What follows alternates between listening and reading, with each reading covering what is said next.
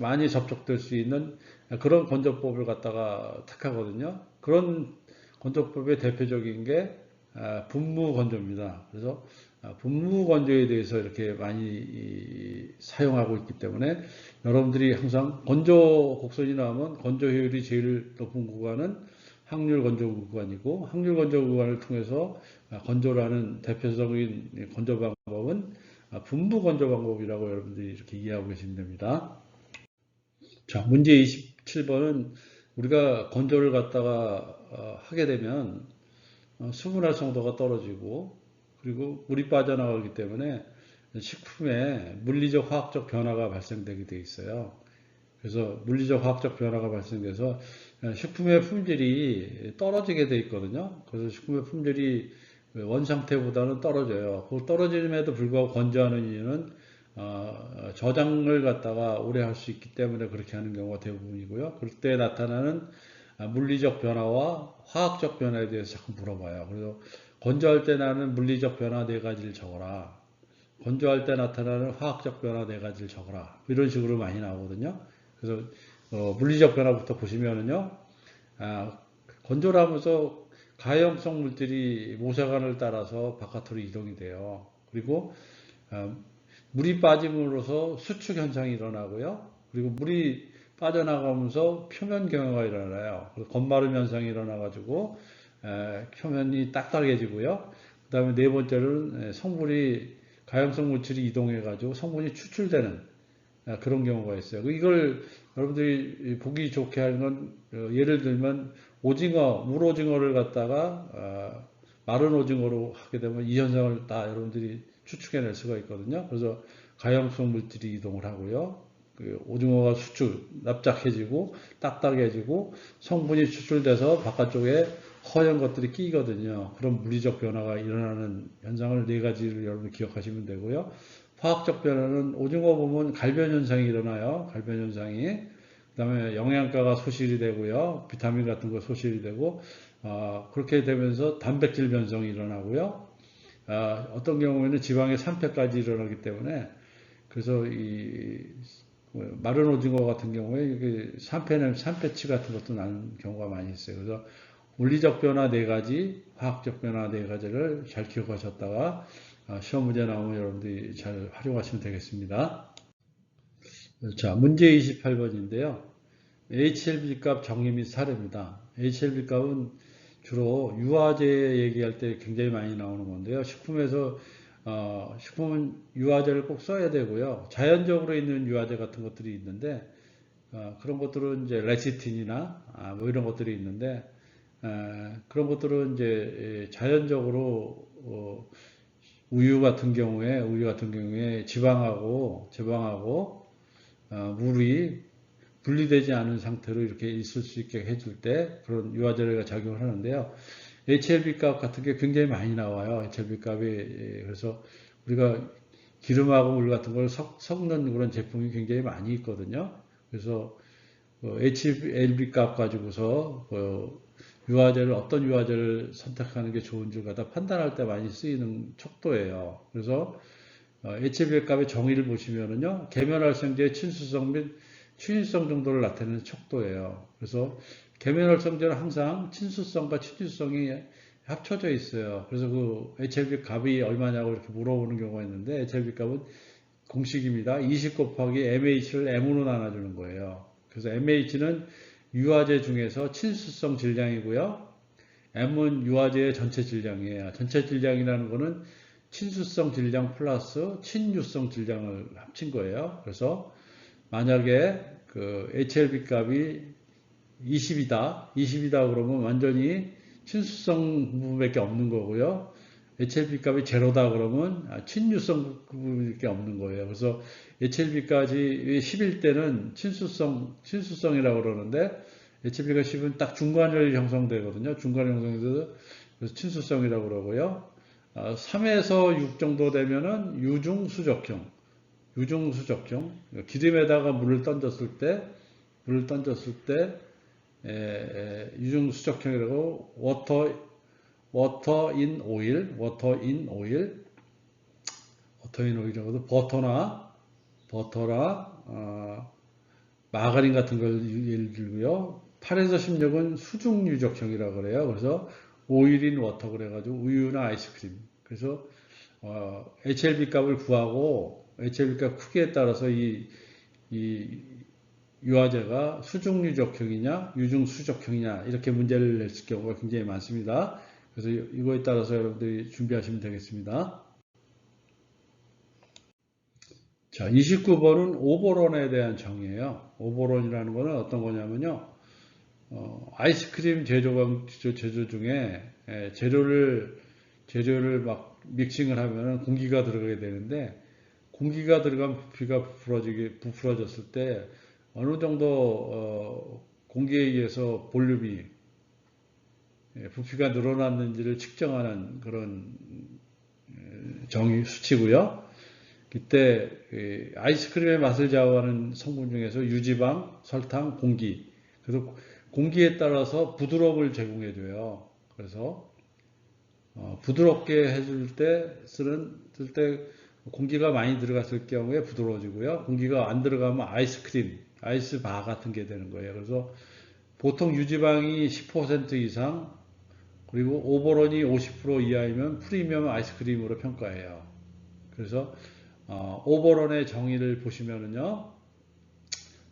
오버런은 아이스크림의 부피 빼기 아이스크림 믹스의 부피를 아이스크림 믹스의 부피로 나눠주고 곱하기 100을 해주는 거예요. 그래서 오버런이 없는 아이스크림은 아이스크림 1리터에 오버런이 100%를 합치면은 2리터 아이스크림이 되고요. 그 다음에 오버런이 없는 아이스크림 1리터에도 오버런이 50%면 1.5리터 아이스크림이 되는 거예요. 그래서 어느 정도 볼륨이 늘어났냐에 따라서 이 오버런의 정의가 나오는 거예요. 그래서 오버런 얘기가 나오면 얼마나 공기가 들어가서 아이스크림의 볼륨이 늘어났는지 그리고 그것은 부드러움을 결정짓는 요소다. 이렇게 여러분들이 이해하시고 계시면 되겠습니다. 자, 문제 30번은 전분을 가수분해하게 되면 포도당이 나오는데요. 포도당이 얼마나 많이 나오느냐를 따지는 단위가 있어요. 그걸 포도당 당량이라 그래요. 포도당 당량. 그래서 포도당 당량이라는데 포도당이 일반적으로 여러분들 그루코스로 알고 계시죠? 근데 또 같은 용어로 그루코스에 는 덱스트로스도 써요. 그래서 포도당 당량이라 그래가지고 전분에서 포도당이 얼마나 분해됐는지를 갖다가 나타내는 수치입니다. 그래서 D가 뭐냐고 자꾸 물어봐요. D를 정의하라 그러면 D는 덱스트로스 당량인데요. 말로 설명하면 전분이 분해돼서 덱스트로스로 얼마나 전환이 됐는지를 갖다 나타내는 수치입니다. 그래서 식을 적으면요. D는 포도당으로 표시된 환원당을 전체 전분으로 나눠주고요. 곱하기 100을 하는 거예요. 그래서 이걸 덱스트로스 당량이라고 하는데 만약에 순수 포도당이만 생성이 됐다. 가수분해서 완전히 가수분해 전분이 완전히 가수분해 포도당만 나오면 D가 100이라 그래요.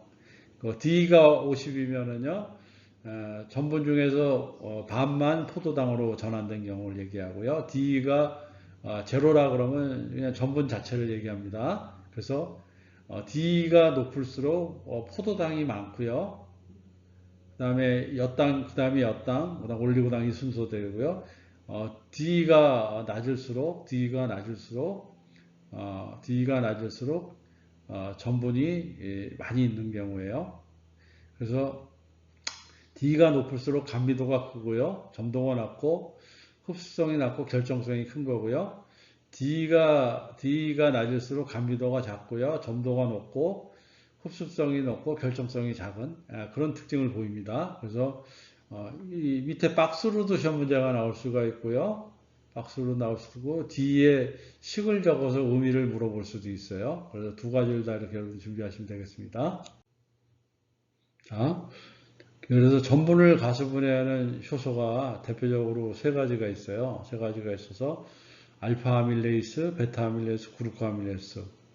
그래서 이것이 효소가 전분하고 기질특이성이 있거든요. 기질특이성이 있고 그래서 기질특성이 어떻게 있고 거기서 나오는 반응에서 나오는 산물이 뭔지 이런 것들이 굉장히 중요해요. 그래서 이건 시험 문제 꼭 나오거든요. 그래서 알파 아밀레이스는 알파 원포 결합을 무작위적으로 가스분해하는 거거든요. 그래서 이걸 갖다가 액화 요소라고 그래요. 액화 요소, 액화 요소고 아밀로펙틴에는 작용을 안 하고요. 그래서 생기는 건 알파 한 개 덱스린이 생성이 됩니다.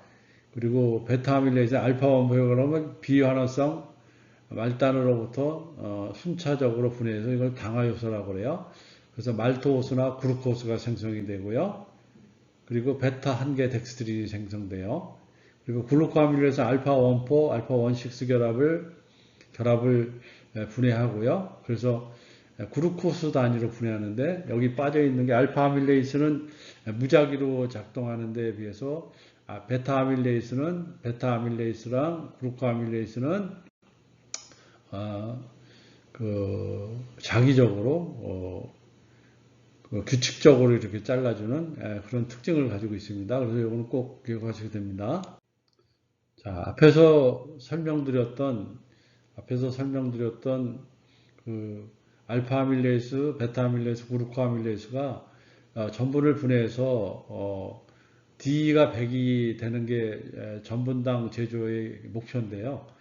그렇지 않은 경우가 많이 발생돼요. 가끔 100%가 안 돼가지고 D가 100인 걸 못 만들 경우가 있어요. 그럴 때 첨가해주는 효소가 하나 더 있거든요.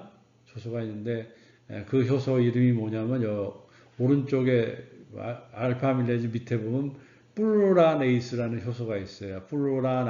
플루라네이스라는 효소가 있는데 전분당 제조 현장에서 플루라나제를 갖다가 첨가해주게 되면 D가 100이 될 수 있는데 굉장히 도움이 되게 있어요. 그래서 시험 문제 가끔 나옵니다. 알파 아밀레이즈, 베타 아밀레이즈, 그루코 아밀레이즈 처리해서 D가 100을 만드는 걸 목표로 했지만 부족했다. 그때 첨가해서 100이 될 수 있도록 D가 100이 될 수 있도록 할 수 있는 효소가 뭐냐? 그러면 여러분들은 플루라네이스라고 이렇게 적으시면 됩니다. 그리고 이 그림 보시고 한번 판단해 보세요. 자, 문제 31번인데요. 우리가 전분을 밀가루를 먹을 때 전분도 먹지만 밀가루 안에는 저기 글루텐이라는 단백질이 들어있어요. 단백질이 들어있어서 글루텐이 함량에 따라서 밀가루의 품질을 판단하는 경우가 많이 있습니다. 그때 밀가루의 품질을 판단하는 경우가 쓰이는 그래프가 페리노 그래프라고 그래요. 그래서 수분량과 반죽의 특성을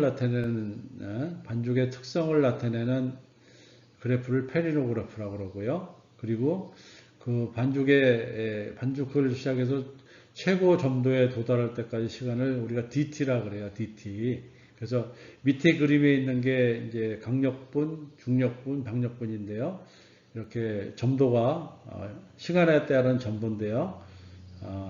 점도가 일정 시간 이루어졌다가 최고 점도에 도달해서 최고 점도를 잘 유지하는 그런 밀가루를 갖다가 강력분이라고 그러고요. 중력분은 강력분보다는 잘 유지를 못하고, 박력분은 점도가 급격히 떨어지는 이런 그래프를 가지고서 이게 무슨 분이냐고 이렇게 적으라 그래요. 그럼 여러분들은 점도가 잘 증가했다가 유지하면 강력분, 중간 정도 유지하면 중력분, 박하면 박력분 이렇게 보시면 되고요. 그래서 이 반죽의 점도가 최고점에 도달하는 게 어느 정도 되냐? 그러면 여러분들은 480 BU라고 이렇게 이해하시면 돼요. 480 BU까지 점도가 증가된다. 점도가 증가된다고 보시면 되고요. 그래서 480 BU를 유지를 오래 한 걸 갖다가 강력분, 중간한 건 중력분, 박한 건 박력분. 근데 왜 그러냐 봤더니 글루텐 함량이 강력분은 13% 이상, 그리고 중력분은 10에서 13%, 박력분은 10% 이하. 이렇게 세 가지 수치가 있어요. 그래서 여러분들 꼭 기억하시고요. 이때 또 건부율이라는 게 있어요. 건부율은 건부량을 밀가루 원료량으로 나눠서 곱하기 100을 하는 거예요. 그래서 이걸 건부율이라고 그러거든요. 그래서 건부율을 공식을 적어라 그래요. 그러면 건부율은 건부량을 밀가루 원료량으로 나눈 거 곱하기 100 하면 된다. 이렇게 이해하시면 됩니다. 그래서 여기서 기억할 거는 DT가 480 BU를 잘 유지하는 걸 갖다가는 글루텐 함량인데 강력은 13% 이상, 중력은 10에서 13, 박력은 12야. 이렇게 여러분들 기억하셔야 됩니다. 31-1인데요. 페리노그래프랑 대비돼서 밀가루 품질을 분석하는 게 아밀로그래프랑 익스텐스 그래프라는 게 두 가지가 있어요. 그래서 여러분들이 여기서 아밀로그래프라는 거는 아밀레이스 활성도를 나타내는데요. 아밀레이스에서 나타내는 게 측정하는 게 뭘 측정하냐? 아밀레이스 활성도를 측정하거나 점도를 측정할 때 쓰는 거를 아밀로그래프라고 그래요. 그래서 밀가루 전분질 평가하는 데 쓰는 겁니다. 아밀레이스 활성을 측정하거나 점도를 측정하고 싶을 때 하는 게 아밀로그래프. 익스텐소 그래프는 밀가루의 신장력하고 인장 항력을 갖다가 평가하는 거예요. 그래서 잘 늘어나느냐, 잘 끊어지지 않느냐 이런 걸 보는 거예요. 그래서 이렇게 아밀로그래프는 점도, 아밀레이스 활성도 측정, 익스텐시오 그래프는 신장도나 인장 항력을 본다. 이렇게 여러분들이 꼭 기억하고 계세요. 깊은 내용은 나중에 여러분들이 취업해서 더 공부하시면 됩니다. 자, 32번은 변성 전분인데요. 일반 전분이 가지고 있는 능력의 한계가 있을 때 과학자들이 그 한계를 더 극복하기 위해서 변성된 전분을 만드는 경우가 있어요. 그래서 그런 방법은 물리적, 화학적, 효소적 방법을 갖춰서 전분이 가지고 있지 않는 특성을 갖다 더 강화시키는 건데요. 이때 왜 이런 걸 만드는지를 갖다 여러분들이 아셔야 돼요. 그래서 그 이유를 보시면은요, 식품 품질 연정이 유통기간 안정성을 주거나 질감의 일관성을 위해서 동결 및 해동 안정성을 주거나 폐기물 감소 및 수율 향상을 통한 마진 관리를 하거나 특정 질감을 위한 냉수, 농축, 겔 강도 및 필름 형성, 수분이 많은 온도에서 윤기나는 광택, 다양한 공정 조건에서 점도와 질감을 제공하는 경우가 있어요. 그래서 이 중에서 한 서너 가지를 꼭 여러분들 기억하시고요. 예를 들면 컵라면이나 과자, 우동 뭐 이런 경우에 이렇게 많이 사용하는 경우가 있어요. 예를 들면 냉동식품에 변성정분 첨가하면 해동 시 물이 떨어지는 것을 방지해 주거나 인산염 결합된 변성전분은 더 많은 흡수하고 성분을 함께 유지하고요. 그 다음에 변성전분은 기름방울을 감싸서 물에 부유시키는 방식으로 드레싱의 유화제 역할을 하거나 산처리 전분은 젤리빈의 껍질을 형성하거나 산화된 전분 반죽의 끈적함을 증가하는 거예요. 그래서 그런 우동이나 너구리, 컵라면 뭐 이런 경우에 변성 전분을 많이 사용합니다. 그래서 그런 의미로 여러분들 이해하시면 될 것 같아요. 자, 변성 전분의 대표적인 예인데요. 만약에 제일 많이 쓰는 방법이면 초산 전분 같은 거 많이 쓰고요. 초산 전분, 그 다음에 인산 1전분, 그 다음에 많이 쓰이는 게 산화 전분. 뭐 이런 것들 중에 변성 전분 종류를 적으라고 하면 한 세 가지만 기억해 주셨다가요. 여러분 적으시면 될 것 같아요. 자, 문제 33번도 굉장히 빈출인데요. 알코올 발효 화학식을 쓰고요. 100kg의 포도당으로도 생성되는 알코올의 양과 이산화탄소 양을 구하래요. 그래서 알코올 발효 화학식을 여러분 꼭 기억하셔야 돼요. 그래서 포도당 한 분자를 가지고 미생물이 발효를 하면은요, 에탄올 두 분자랑 이산화탄소 두 분자가 나와요. 그래서 포도당 분자량은 180인데요. 에탄올 분자량은 46이에요. 그래서 2 곱하기 46, 그 다음에 이산화탄소는 44거든요. 2 곱하기 44, 88. 그래서 100kg의 포도당을 쓰게 되면은 그거를 비례식으로 푸시면 돼요. 그래서 180이 대 100은 92 대 X. 그럼 X는 51이 되고요. 이산화탄소 양도 구하라고 그랬죠. 180 대 100은 88 대 Y. 그래서 48. 그래서 100kg의 포도당으로부터 51kg의 에탄올과 49kg의 이산화탄소가 생성된다. 그래서 포도당 분자량, 에탄올 분자량, 이산화탄소 분자량을 꼭 외우시고요.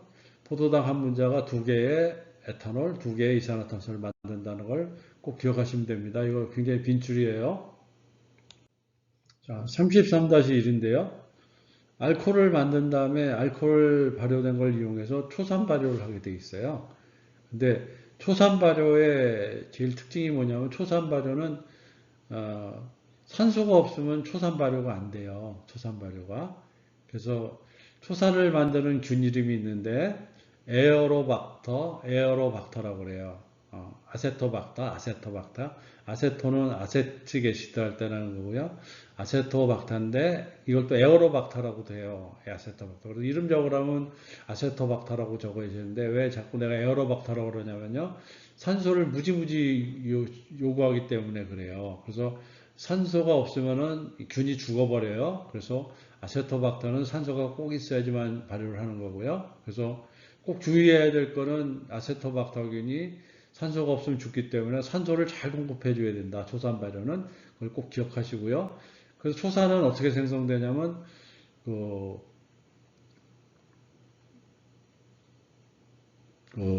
에탄올이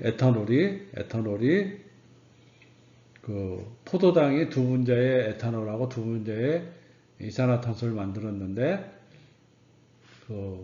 두 분자의 알코올과 여기에 뭐가 붙냐면 두 분자의 산소가 붙어가지고요. 두 분자의 초산하고 물을 만들어요. 그래서 이거는 아까 알코올 할 때랑 비슷하게 180대 초산은 60이거든요. 180대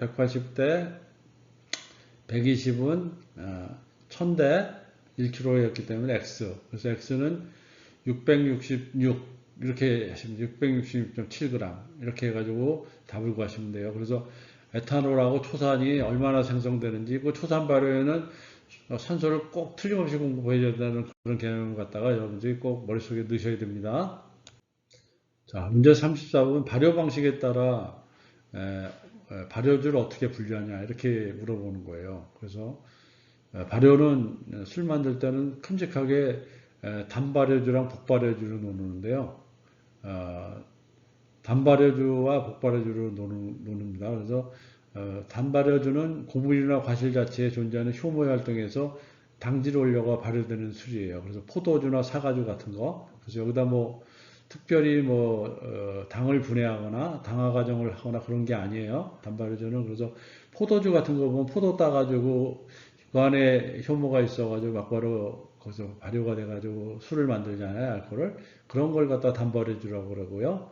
복발효주는 당화 과정을 꼭 거쳐야 돼요. 당화 과정을 꼭 거쳐야 되기 때문에 그냥 술이 만들어지는 게 아닌 겁니다. 그래서 복잡한 발효주예요. 그래서 복발효주는 큼직하게 단행 복발효주랑 병행 복발효주가 있어요. 그래서 단행 복발효주의 대표성을 띠는 게 맥주인데요. 맥주인데 단행이라서 당화 과정과 발효 공정이 분리되어 있어요. 꼭 이 당화 먼저 해줘야 돼요. 그래서 맥주 공장 가면 당화 공정이 따로 있고요. 발효 공정이 따로 있습니다. 그런 걸 단행 복발효주라고 그러고요.